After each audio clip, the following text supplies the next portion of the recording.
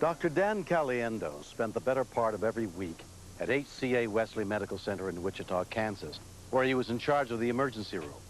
But as often as he could get away, he'd be on his 100-acre farm doing chores.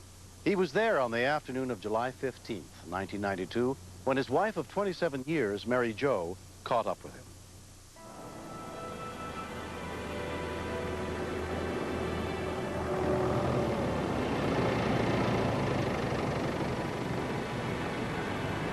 I pulled up beside him to ask him what he was doing, and he said he was getting ready to take a bale of hay down to a friend of ours. You want to go? I said, I'll go with you if you wait for me.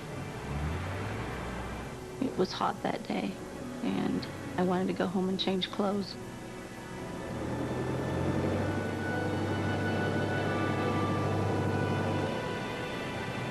Dan knew he didn't have the right equipment to move the bale, but he thought he could do it with the tractor bucket. He enjoyed working around the farm. He could come home from a hard day's work and get out on his tractor and relax.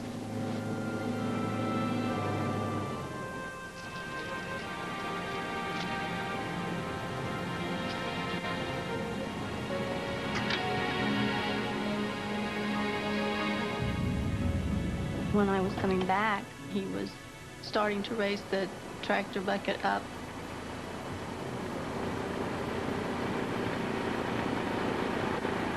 He had to lift it high enough to be able to see under it.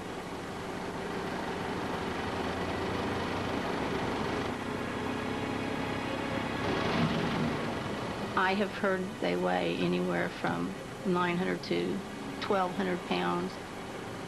But these bales were really wet, which made them twice as heavy.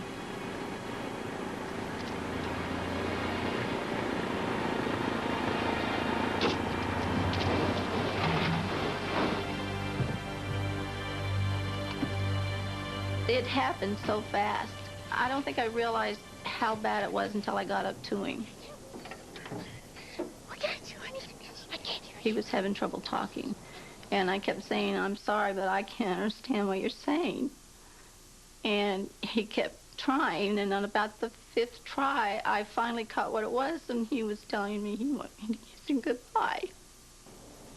He thought he had punctured his aorta, and he just knew he was bleeding to death. I didn't want him to die alone.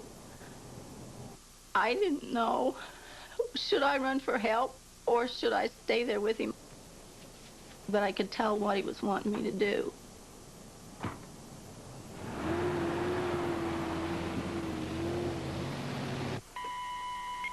A44, Squad 48, a farming accident at the Caliendo residence. Unknown if it is the doctor. Hay bale on top of a subject, 1501.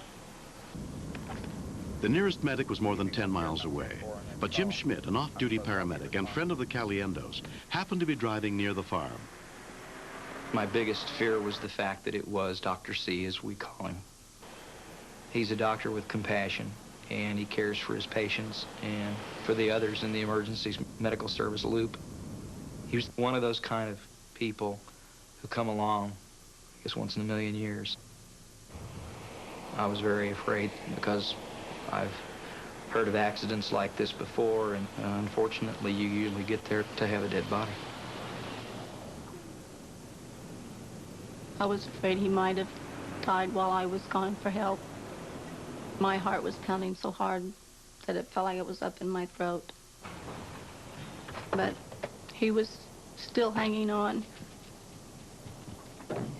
He could not sit up by himself. He said, well, the first 25 years was great. And I said, well, the next 25 years is going to be good, too. From 50 feet away, you could see the death grip that he had on the steering wheel. I don't think that he really recognized who I was. Tell me where you're hurt. He said, I've severed my spinal cord. That was the coldest, just heart-wrenching feeling I've ever had. I looked under his shirt. The spinal column was broken and separated totally off to one side. In 15 years of being a paramedic, I've never seen anything like that. I realized that if this is how bad the back is, broken ribs could have punctured any number of vital organs inside. EP1 Sheriff, advise 801 we need life watch launched immediately. When we continue, He was starting to have some difficulty in breathing. It ran through my mind that we've got a person that's going into deep, irreversible shock.